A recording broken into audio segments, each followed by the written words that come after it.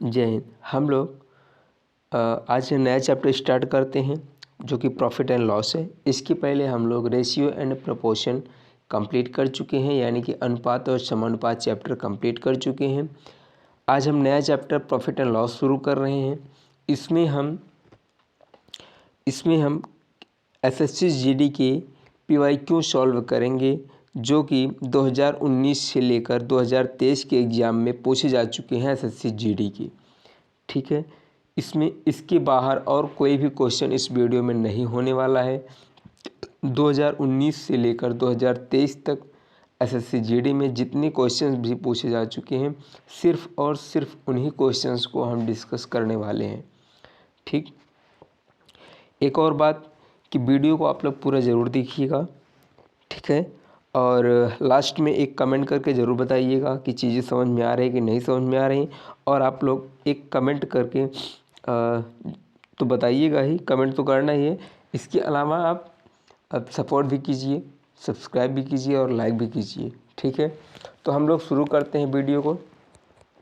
Question को discuss करने से पहले हम लोग कुछ बेसिक चीज़ें डिस्कस कर लेते हैं, मतलब कुछ इस फार्मूलों का जिसका हम उपयोग करने वाले हैं, यूज़ करने वाले हैं, ठीक है, अभी के क्वेश्चंस में। ठीक, सबसे पहले इसमें होता है सीपी, एक होता है एसपी। ये क्या होता है? सीपी मीन्स होता है कॉस्ट प्राइस, कॉस्ट प्राइस होता है। एसपी मीन्स होता है सेलिंग प्राइस, ठीक है। एसपी मीन्स होता है सेलिंग प्राइस। कॉस्ट प्राइस का मतलब होता है लागत मूल्य, कॉस्ट प्राइस का मतलब होता है लागत मूल्य। सेलिंग प्राइस का मतलब होता है विक्रय मूल्य। विक्रय मूल्य मतलब जिस दाम पर, जिस मूल्य पर चीज़ें बेची जाती हैं, ठीक है। लागत मूल्य जो होता है वो क्रय मूल्य के बराबर होता है।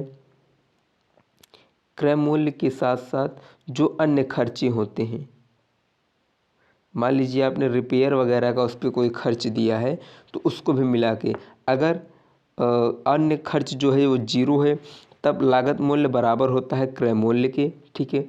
अगर कोई खर्च है, मान लीजिए मरम्मत का खर्च है या अन्य कोई खर्च है, तब इसी में आपका ऐड हो जाता है क्रय मूल्य प्लस अन्य खर्च मिला करके जो है लागत मूल्य होता है, कॉस्ट प्राइस होता है।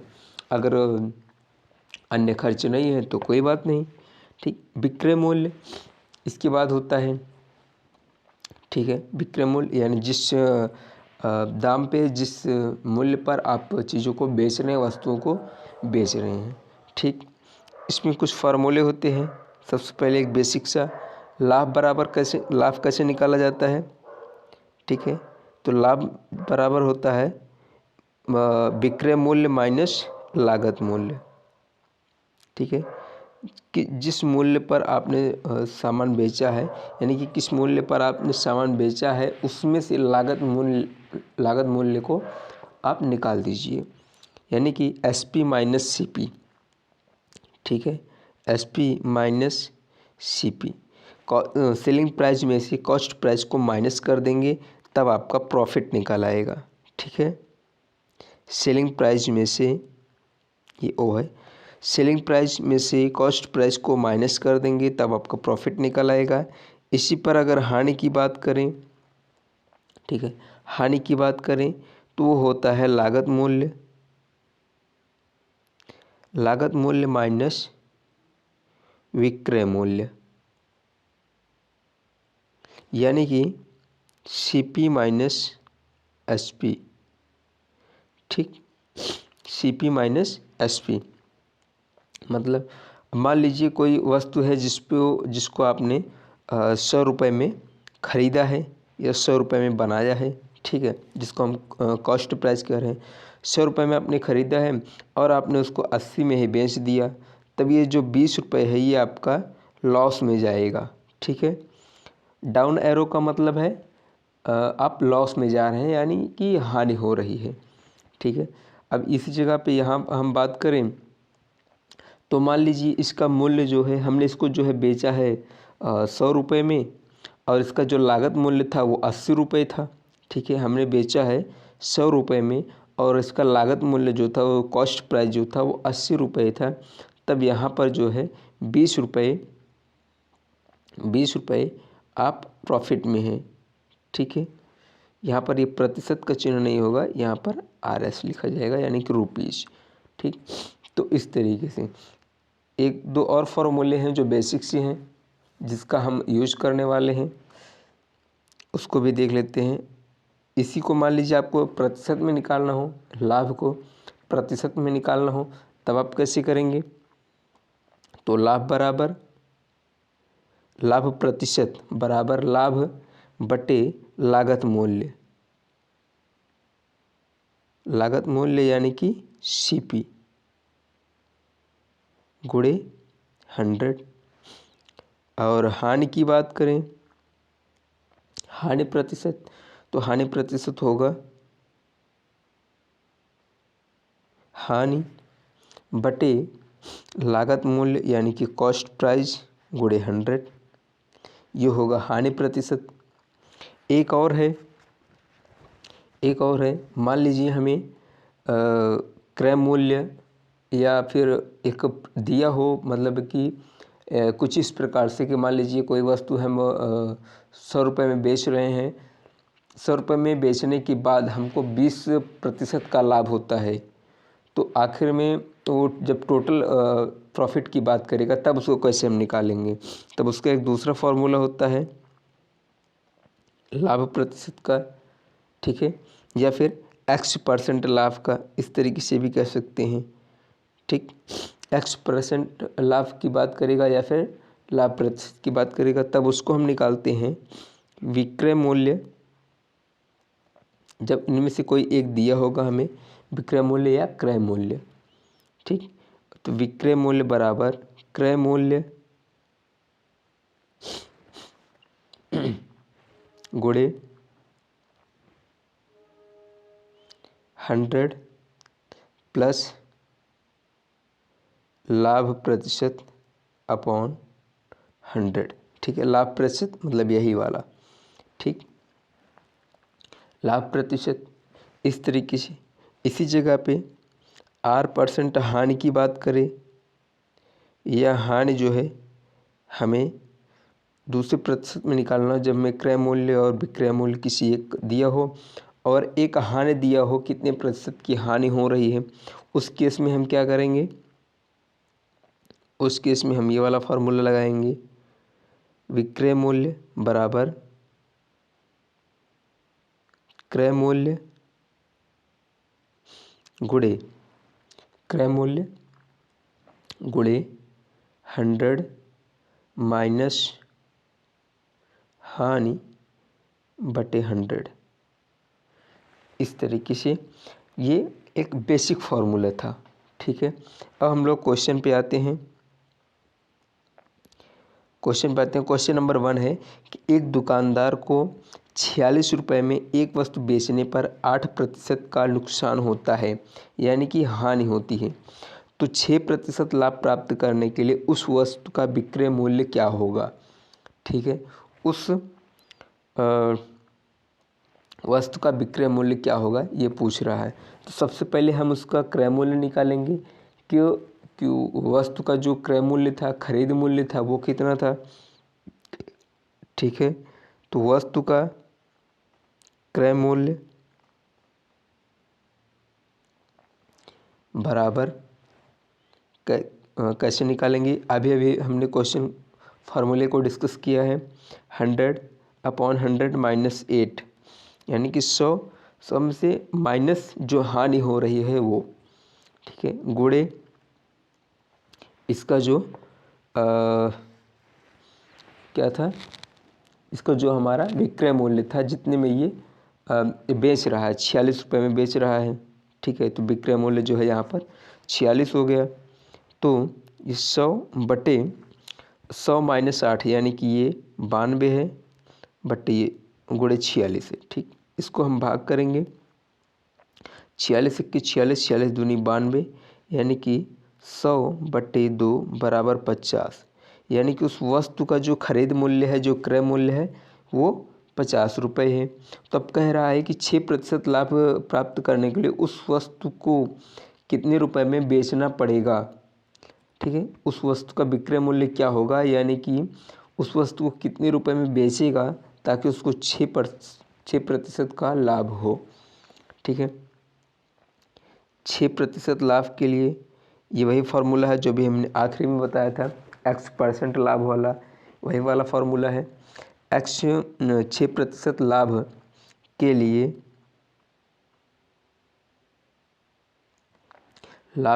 वस्तु का विक्रय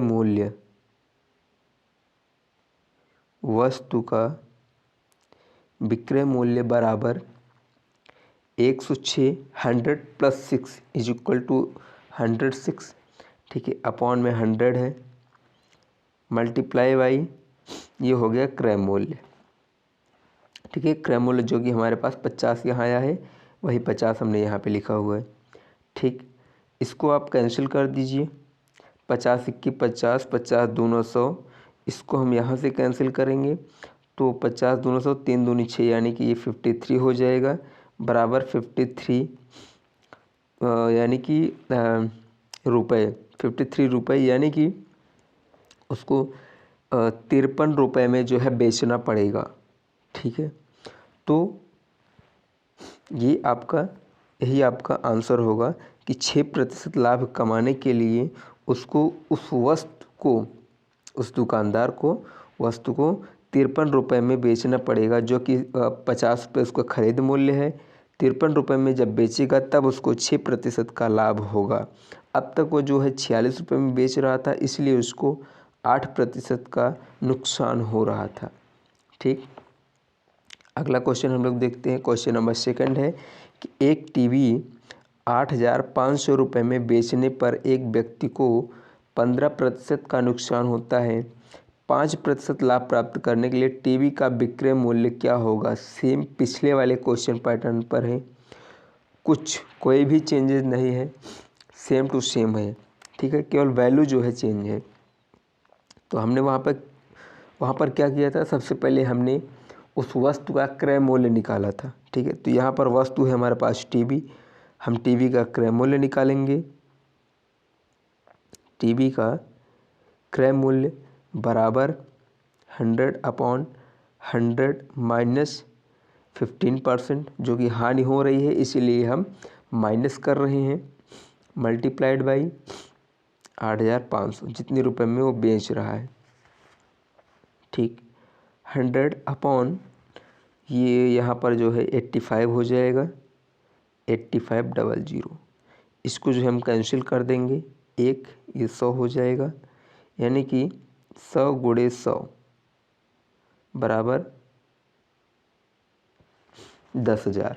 ठीक है, तो 10,000 जो है उस टीवी का खरीद मूल्य है, क्रय मूल्य, यानी कि उसका 10,000 है। अब हम ये पता करते हैं कि 5% लाभ कमाने के लिए उसे, यानी कि दुकानदार को टीवी कितने दाम पर बेचना पड़ेगा, उस व्यक्ति को टीवी को कितने दाम पर बेचना पड़ेगा 5% लाभ कमाने के लिए। तो 5% लाभ प्राप्त करने के लिए टीवी का विक्रय मूल्य यानी कि सेलिंग प्राइस, मैं शॉर्ट में लिख रहा हूँ एसपी, यानी कि सेलिंग प्राइस, विक्रय मूल्य। 5% का लाभ कमाने के लिए टीवी का सेलिंग प्राइस, विक्रय मूल्य बराबर होगा 100 + 5/100। 100 + 5, ये 5 जो है वो 5% लाभ की बात हो रही है, इसलिए यहाँ पर 5 हमने ऐड किया है। ठीक है, मल्टीप्लाइड बाई क्रय मूल्य। क्रय मूल्य कितना है, 10,000 हमारे पास आया है, ये है। ठीक, इसको आप भाग कर दिए, 2 0 से 2 0 कैंसिल हो जाएगा। यहाँ है 105, 100 + 5 = 105 मल्टीप्लाइड बाई 100, यानी कि 100 है। ठीक है, गुणा कीजिए 105, ये 2 0 ऐड हो जाएगा। ठीक, टोटल कितना आ रहा है, 10,500 में उस टीवी को बेचना पड़ेगा 5% लाभ कमाने के लिए। ठीक है, यदि टीवी पर 5% लाभ प्राप्त करना चाहते हैं तब 10,500 में वह टीवी बेचनी पड़ेगी। ठीक है, तब जाकर के आपको 5% का लाभ होगा। ये आपका आंसर है। ठीक, अगला क्वेश्चन हम लोग देखते हैं। क्वेश्चन नंबर 3 है कि एक विक्रेता ने 1 रुपये में 10 टॉफ़ियाँ खरीदी। ठीक है, विक्रेता मतलब दुकानदार है, 1 रुपये में 10 टॉफ़ी खरीद रहा है बेचने के लिए। तो 25% का लाभ कमाने के लिए उसे 1 रुपये में कितनी टॉफ़ियाँ बेचनी पड़ेंगी या कितनी टॉफ़ियाँ बेचनी चाहिए। ठीक है, 25% का लाभ कमाने के लिए। ठीक है, इसको हम कैसे सॉल्व करेंगे, देखिए इजी क्वेश्चन है, पूछा जा चुका है 2022 के एग्ज़ाम में। ठीक, अब 25% लाभ के लिए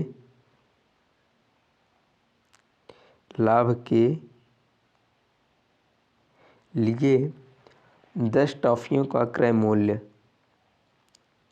10 टॉफ़ियों का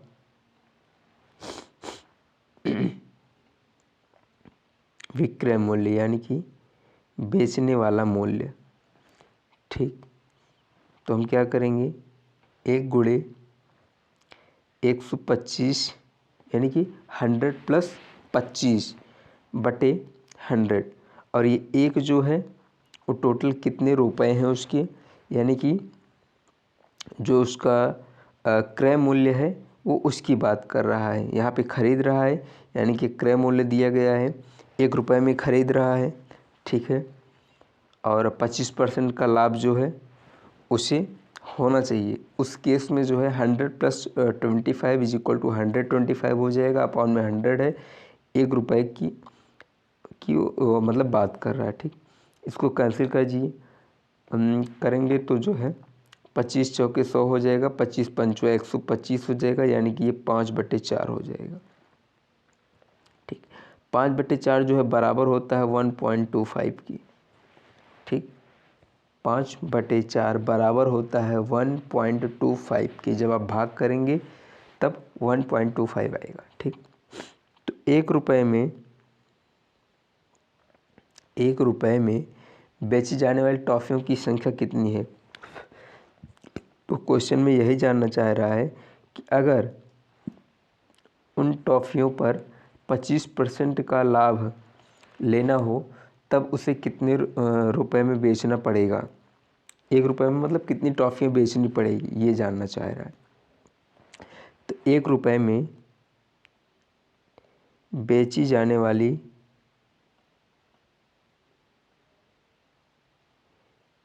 टॉफ़ियों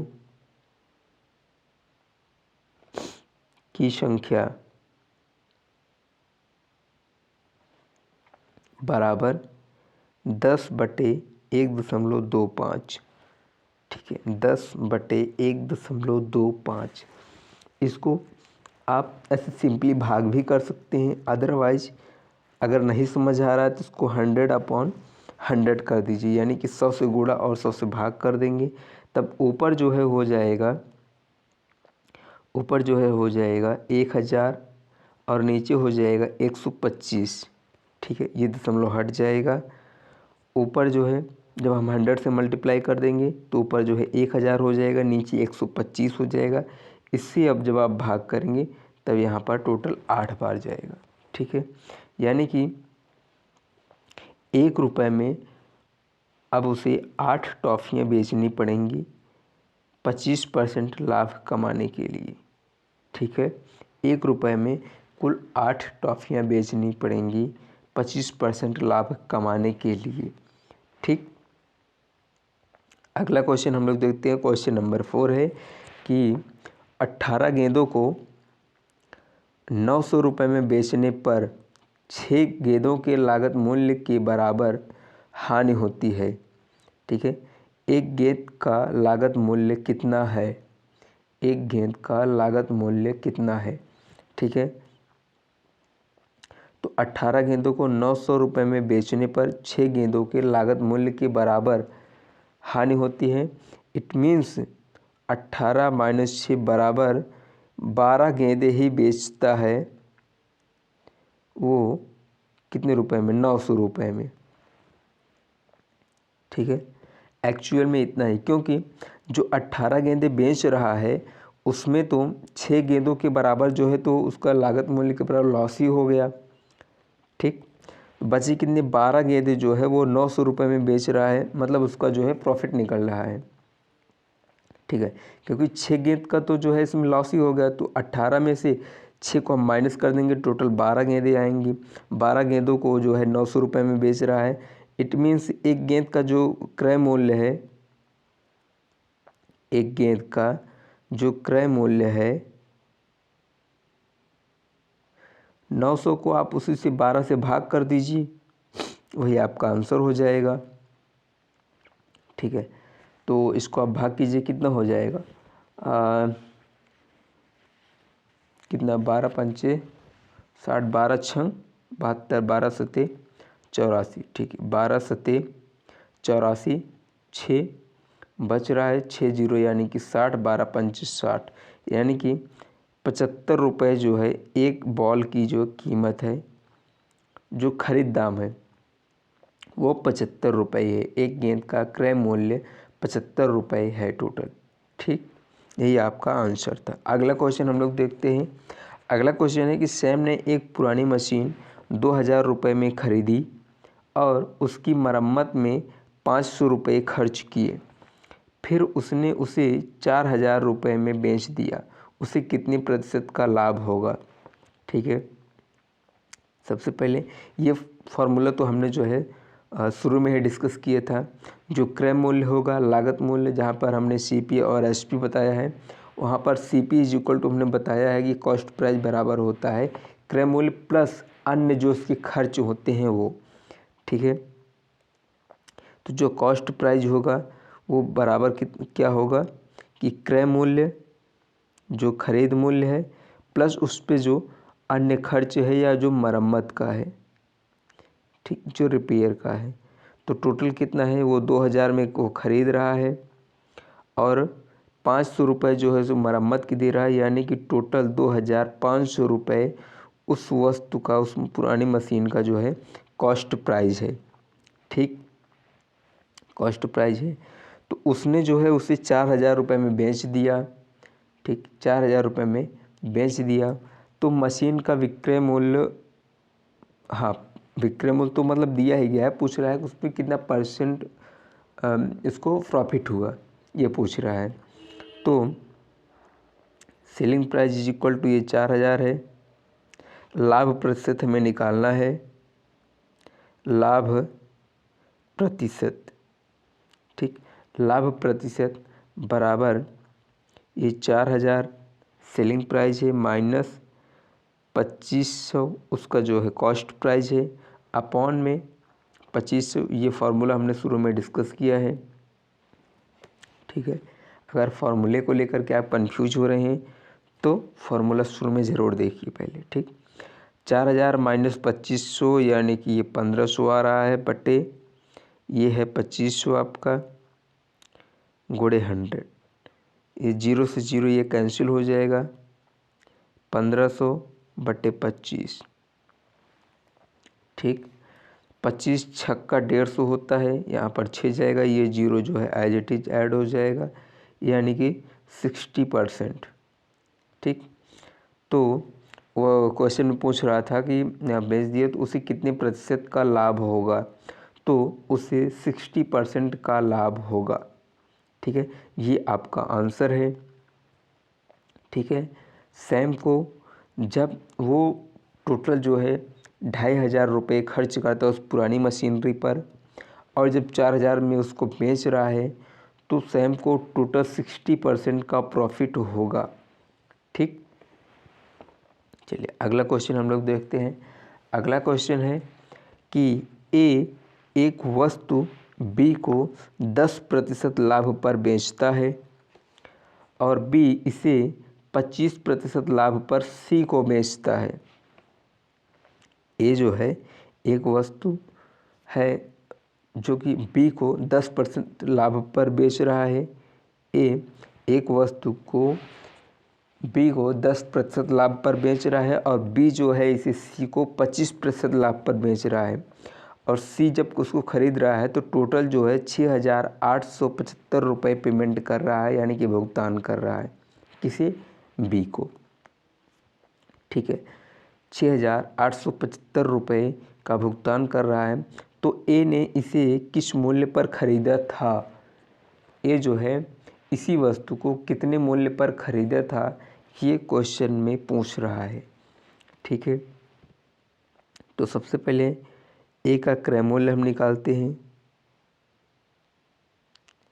हालांकि हमें क्वेश्चन में वही निकालना ही है, क्वेश्चन का फाइनल टारगेट ही वही है कि ए का क्रय मूल्य आप निकालिए।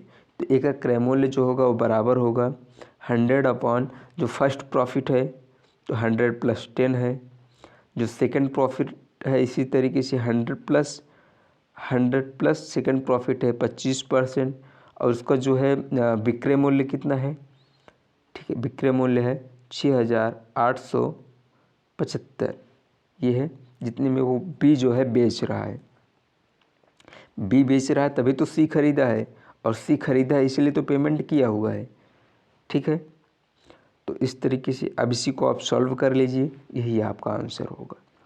ठीक, देखिए ये 110 हो जाएगा गुणे 100 अपॉन ये 125 हो जाएगा गुणे 6,875 यहाँ पर ये दिया गया है। ठीक, इसको हम क्या करेंगे, सबसे पहले 0 से 0 कैंसिल। ठीक है, 25 चौके 100, 25 पंचो 125 ये हो जाएगा, यानी कि ये 10/11 गुणे 4/5 गुणे 6,875। ठीक, 5 1 5 5 दूना 10। ठीक है भाई, यानी कि 8 4 दूना 8/11 गुणे 6,875। ठीक, 6,875 इसका क्या करेंगे हम इसका सबसे पहले इन दोनों का गुणा करने वाले हैं। ठीक है, 6,875 गुणे 8 करने वाले हैं, तो हम गुणा कर रहे हैं। देखिए 8 × 5 = 40, 4 8 × 7 = 56, 5 यानी कि 56 4 60 सॉरी 6। ठीक है, 8 × 8 = 64, 6 70 यानी कि 7 हासिल, और 8 × 6 = 48, 48 2 50 5 55 टोटल 7 हासिल था। इस तरीके से यहाँ 1/11 है, और 11 × 5 = 55 होता है, बाकी 3 0 एज इट इज ऐड हो जाएंगे। इट मीन्स टोटल यहाँ पर आ रहा है 5,000 रुपये, यानी कि ए का जो क्रय मूल्य है वो 5,000 रुपये में है। ए ने इस वस्तु को 5,000 रुपये में खरीदी थी। ठीक, ए इस वस्तु को 5,000 रुपये में ख़रीदे था, जिसने 10% का प्रॉफिट लेकर के बी को बेचा था, और बी ने 25% का प्रॉफिट लेकर के सी बेचा था, जिसमें सी ने 6,875 रुपये की पेमेंट करी थी। ठीक, तो ए का क्रय मूल्य क्या है, खरीद मूल्य क्या है, 5,000 रुपये, ये आपका आंसर है। ठीक है, आई होप आप लोगों को समझ में आ रहा होगा। कमेंट करके ज़रूर बताइए एक बार कि चीज़ें समझ में आ रही हैं कि नहीं आ रही हैं, और इसको कैसे और आसान बनाया जा सके। ठीक है, और आप लोग अपना सपोर्ट कीजिए जो है, ठीक है, ताकि हमें भी अच्छा लगता है जब आप लोग सपोर्ट करते हैं। ठीक, मिलेंगे अगले क्लास में, तब तक के लिए जय हिंद।